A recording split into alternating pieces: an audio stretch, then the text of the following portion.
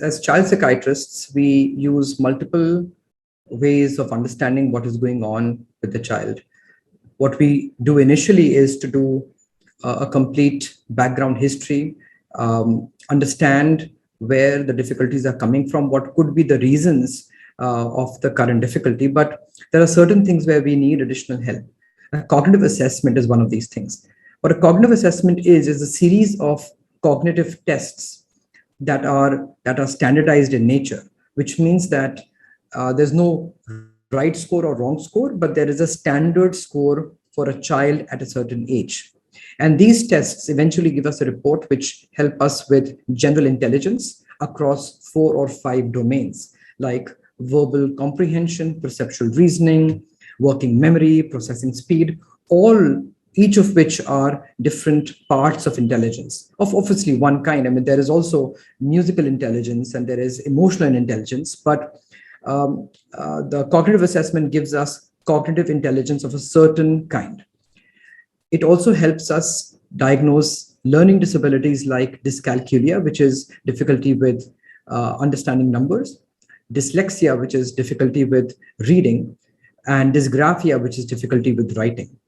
And most of the times when kids come to our clinic, it could be a host of issues, but any kind of learning disability or any kind of difficulties with either lower levels of processing speed, for example, can frustrate them. And let me explain this, that if you have, for example, lower processing speed, you might be a bright kid, but you might take that much more longer to process what is coming in front of you, which means that you might not understand everything in class, but when you sit at home, that extra 10 minutes and you can understand everything. But class can be very frustrating. So if there is clarity about why that is, then there is less self-blame. There is an ability to cope with it. For example, you can ask the teacher for notes in college, or you can prepare a little bit before the class so that you're not processing everything at the same time. You're topping up what the teacher is saying.